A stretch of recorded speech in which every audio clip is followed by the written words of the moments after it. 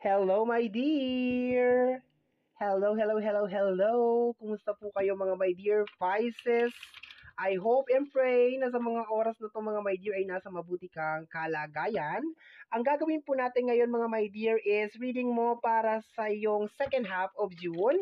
This is from June 16 hanggang sa katapusan and this is a general reading. So reminder my dear, munting paalala lamang po na ang gagawin natin ngayon ay general reading. So hindi po ito 100% na mag-resonate para sa ating lahat. So please my dear, lower your expectation pagdating po sa mga general reading. And bago tayo mag-proceed sa ating reading, kukunin ko na itong pagkakataon nito mga my dear Pisces na magpasalamat po sa inyo sa walang sawang suporta at pagmamahal na binibigay po ninyo sa akin at sa ating channel. From the bottom of my heart, my dear, maraming salamat po sa mga napadaan, sa mga napasilip, sa mga baguhan dito sa ating channel, sa mga newbie, sa mga bago. Welcome po kayo sa ating channel. I hope and pray my dear na ma-enjoy mo ang ating reading and hope ko rin, dasal ko rin na makatulong sa iyo my dear ang reading na gagawin natin today. Okay, so my dear, let's start your reading. Umpisahan natin ang reading mo sa pagkuha ng energy mo ngayong second half of June. Ay, hindi pala ako magja-jumping card, sorry. Sabi ko kanina, hindi ako magja-jumping card. Okay, cut na natin to into 3. Hindi ako magja-jumping card. Sabi ko, ayoko mag-jumping card today because I have this feeling, my dear, na parang napakaraming card ang mahuhulog. Okay, so let's go tayo, my dear. Energy ng ating mga my dear Pisces, we have here the energy of the Hierophant. Okay, so itong card na to is Major Arcana, of course. So, connected sa energy ng spiritual, connected sa energy ng power, authority, energy ng awakening, yun ang nakukuha ko dito. So, ang dami nangyayari sa card na to. Sa second half of June, posible may dear na magkaroon ka ng spiritual awakening. Okay? Magkaroon ka ng mga bagay na kalinawan, kamalayan, okay? Awakening, okay? Anything na may kinalaman sa usapin ng awakening. And yun, my dear, ay kagagawan ng ating Hierophant, okay? So, posibleng maramdaman mo yung ganyan, na bigla ka magkaroon ng clarity, alam mo na bigla ko anong gagawin mo, bigla ka magkaroon ng linam, nagkaroon ka ng mga realization, so on and so forth. Second na energy ko over here na nakukuha para sa iyo, my dear Pisces, this is energy, my dear, of consulting somebody na may higher authority, okay? So parang kakausap ka siguro, my dear, ng isang tao na, or kakausapin ka or kakausapin mo, my dear, isang tao na parang may katungkulan, may mataas na katungkulan, parang meron kayong pag-uusapan or parang kakausapin ka, my dear, yun ang nakukuha ko dito. So, it's more on consultation, parang consultation, parang kinoconsult, parang meron kang kinoconsult or parang meron siyang tinatanong sa'yo, parang meron kayong pinag-uusapan na something very important.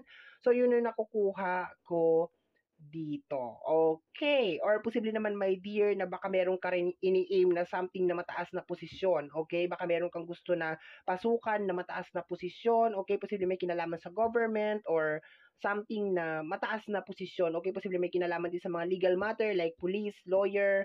Yun ang nakukuha ko dito. So, nandoon yung energy mo, my dear. So, napakaraming nangyayari sa card na to. Next card natin, my dear, is energy ng second half of June. Ano yung nire-release, my dear, na energy ng second half of June para sa'yo? We have here the energy of the Ten of Wands. Okay. Ang hirap. Okay, this is the all by myself card. Okay, so pinangalanan ko to na all by myself card kasi mag-isa lang siya dyan, wala siyang kasama, and then mag-isa niya lang talaga dala-dala yung mga wands. Pero this is the 10 of wands. Okay, so mararamdaman mo daw, my dear, ipaparamdam sa'yo, my dear, na second half of June na parang ang hirap maitaguyod or mangyari ng mga bagay na gusto mong mangyari.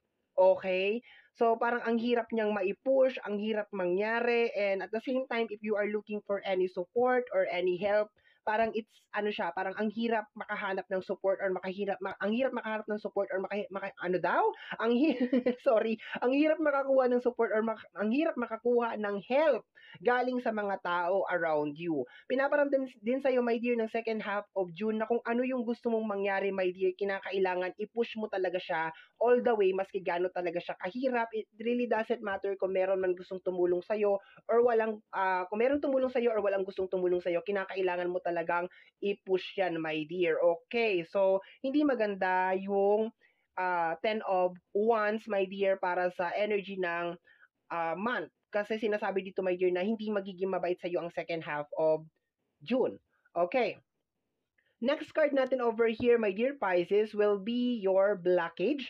We have here the energy of the devil, okay? Talagang blockage talaga to, my dear. Ayan. To the point na meron tayo ditong Hierophant and meron tayong devil dito. Sabi ko nga sa'yo, yung iba sa inyo is nakaka-receive ng spiritual awakening and this is the energy of the devil. So, posibly, my dear, na maglalabasan yung mga devilish na energy sa second half of June para i-distract ka or para pahinain yung loob mo, yung mga ganyan, sabihin sa'yo dito may sa 10 of Wands na, ay, hindi mo kaya yan, i-give up mo na yan, i-let go mo na yan. Si devil yung blockage mo, my dear. Pero to the point, my dear, na ang iyong energy, my dear, dito is the Hierophant. So, ibig sabihin, nagkakaroon ka ng mga awakening or pinapakita sa'yo, my dear, ni Hierophant kung sino tong si devil na ito. Yun nga lang, my dear, ikaw talaga ang masusunod yan, my dear, kung ikaw talaga magkocontrol lahat nito if kung anong gagawin mo kay devil. But balik tayo sa reading, my dear, sinasabi dito na ang blockage mo is si devil, which is may kinalaman sa energy ng distraction, energy ng temptation, and marami nangyayari sa energy ni devil. Hindi siya maganda. So, naglilipa na, my dear, sa second half of June si devil, and ang nakukuha ko na overall na energy dito, my dear, so far sa mga cards na nasa table natin is this is a clear distraction, my dear, para hindi mo ipagpatuloy yung mga bagay na gusto mong gawin. Okay, so ganon, ginugulo ka. Okay, so next card natin is energy ng iyong nakaraan. Silipin natin ang iyong past. We have here the Nine of Swords, energy ng stress, overthinking. Ayan na nakukuha ko, my dear. Ayan. So I think matagal nang nanggugulo sa ito si Devil. Okay, matagal na siya talagang nasa buhay mo. Okay, posible nga na parang ito nagpapahirap sa iyo. So hindi maganda yung energy ng past kasi ang dami mong hirap dito, ang dami mong sakripisyo, ang daming nangyayari sa card na to, my dear. Sleepless night, overthinking, okay. Ayan, posibleng yung iba sa inyo is merong anxiety, pero alam mo, my dear, sa kabila ng napakapangit na energy nitong card na to, nitong tatlong card na to, dito lang ako kumakapit, my dear, sa energy mo ngayon. So please, listen to your heart. Makinig ka sa sarili mo, my dear. Makinig ka sa puso mo, sa sinasabi ng iyong mga intuition kasi I can feel na ipapakita sa iyo ni Hierophant kung sino tong mga nagpapahirap sa iyo or dumadagdag sa hirap, my dear, okay? Kasi sabi ko nga sa iyo, walang gustong tumulong sa iyo, walang gustong mag-support sa iyo over here. And ayan nga, si Devil nandiyan dyan sa paligid, so posible dinidistract ka pa imbis na tulungan ka para matupad yung mga gusto mong mangyari is ayan. And sabi ko kanina, parang kakausapin ko or meron kang kakausapin na may kinalaman sa legal matter, my dear. So baka ayun, baka kailangan mo na talaga tong gawan ng action, yun na nakukuha ko dito, my dear, kasi baka sumusobra na, baka meron ng ginagawa na hindi talaga maganda. So parang kinakailangan mo nang iput to an end kasi parang pakiramdam ko simula noon hanggang ngayon is wala naman talaga siyang naitutulong sa iyo at all. Yun na nakukuha ko talaga, my dear. Mag-isa mo naman talagang dinadala, my dear, lahat ng mga pasanin, lahat ng mga responsibilidad at obligasyon, my dear, sa buhay. So ayan, oh, the 10 of Wands. Okay. So next card natin over here is the spiritual message or spiritual advice sa iyo ng ating mga spirit guide. We have here the energy of the Lovers, okay? So sa energy ng Lovers, nakukuha ko dito, love yourself, my dear. Okay, mahalin mo yung sarili mo, magtiwala ka sa sarili mo, my dear, kaya mo ito, okay? Yun ang nakukuha ko. Um, You are love. Okay, nakukuha ko dito sa card na to na if just in case ngayong second half of June nararamdaman mo na parang walang nagmamahal sa iyo, nagkakamali ka daw, you are being loved, mahal ka daw, may marami nagmamahal sa iyo.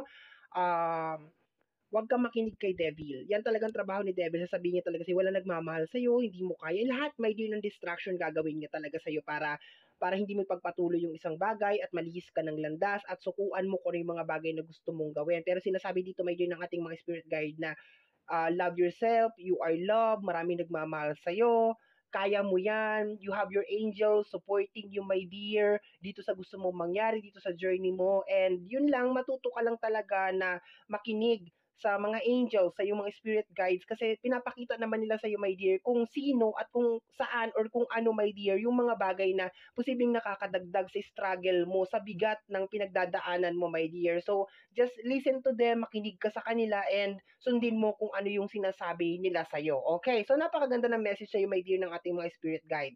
Okay, last card natin over here. Actually, second to the last kasi meron tayong bottom deck of the card, okay? So, last card natin over here is pasilip sa future, okay? Yung, as in, super, super future. Kasi habang ginagawa ko to, my dear, hindi pa sumasapit ang second half of June. So, this is already future reading. Pero yung susunod na card dito is, kinukuha ko to, my dear Pisces, kasi gusto kong malaman, gusto kong malaman or gusto kong ipakita sa iyo, my dear, if ma-overcome mo ba to, kung ano ba yung mangyayari, kung magiging continuous ba to, meron bang hope, ano ba yung mga posibleng maging result, may tataguyod mo ba yung mga wants na yan, papakinggan mo ba yung mga spirit guides mo, makakat mo ba si devil, ma-overcome mo ba si devil. So, yun ang reason nitong card na to. Okay. So, we have here the Two of Pentacles. Okay, yes, my dear. This is a good sign, my dear. Kasi if you have any problem, my dear, na may kinalaman sa usapin ng pinansyal, mababalance mo siya, my dear, in the near future. Okay, mababalance mo siya, especially next year, mababalance mo daw siya. Kaso kung makikita mo, my dear, sa likod ni Two of Pentacles, maalon pa rin. Okay, malalakas pa rin yung mga alon dyan. So, posibly, my dear, na nandiyan pa rin, tina-target ka nga lang, my dear, sa emotion. Okay, so expected mo, my dear, in the near future na may mga tao na parang paawa or may mga tao na ginagamit, my dear, yung energy ng emotion para makuha ka or ma-distract ka. Pero so far maganda naman yung nakukuha ko sa energy ng future. This is mababalance mo siya, hindi naman as in like 100% na magiging okay ka na talaga, pero at least medyo nababalansin mo na, my dear, itong energy ng Ten of Wands o yung mga bagay na gusto mong mangyari sa buhay mo. Nice naman siya. Yun nga lang, my dear, second half of June, be careful ka lang talaga kay devil, trust your intuition, makinig ka sa yung mga spirit guide kasi papakita naman sa iyo, my dear, kung sino, kung saan, at kung ano dapat yung gawin mo, my dear, dito sa mga devilish na energy na to. And kagaya ng sinasabi ko, my dear, galing pa to sa past. So, simula noon hanggang ngayon, ganun pa rin talaga yung energy, okay? So, bottom deck of the card is the energy of the moon card. Moon card is energy of revelation, okay? So, ipapakita sa iyo, my dear, kung bakit mabigat ang flow ng life mo. Ipapakita sa iyo, my dear, kung sino yung mga distraction, my dear. And please, paulit-ulit ko sinasabi, my dear, listen to your heart, listen to your angels, listen sa ating buong may kapal, connect with our spirit guide, sa yung mga spirit guide, my dear, para makita mo kung sino to at kung sino tong devilish na energy na ito, my dear. But bottom deck of the card, hidden message, eto na, my dear, papakita na sa iyo, my dear, kung bakit ang bagal ng agos, ang bagal ng proseso ng buhay mo. Merong kang kasama or merong energy sa paligid mo, my dear, na nagpapabigat nito. And, my dear, bago tayo mag-end, love yourself, mahal ka ng ating buong may kapal, if just in case naghahanap ka ng support, naghahanap ka ng mga kaibigan, tapos hindi ka makahanap, don't worry, simula noon hanggang ngayon, sinasabi ng ating card, nasa likod mo ang ating buong may kapal, sinusuportahan ka niya, although yes, hindi mo siya marinig, although yes, hindi mo siya makita, pero never ka daw niyang pinabayaan, lagi siya nandiyan dyan, lagi ka niya sinusuportahan, at naniniwala siya sa'yo at mahal na mahal ka niya, my dear Pisces, okay? So, my dear Pisces, ito ang ating general reading para sa yung second half of June. Somehow, my dear, kung nagustuhan mo to, especially kung napadaan ka lang, don't forget to subscribe. Pag-click ang notification bell para ma-update ka sa aking mga upload, and free to like, free to share, to comment sa lahat po ng ating mga videos. Once again, my name is RJ, also known as Apo J. Maraming salamat po, and until next time, bye-bye! Thank you, my dear. Thank you so much po.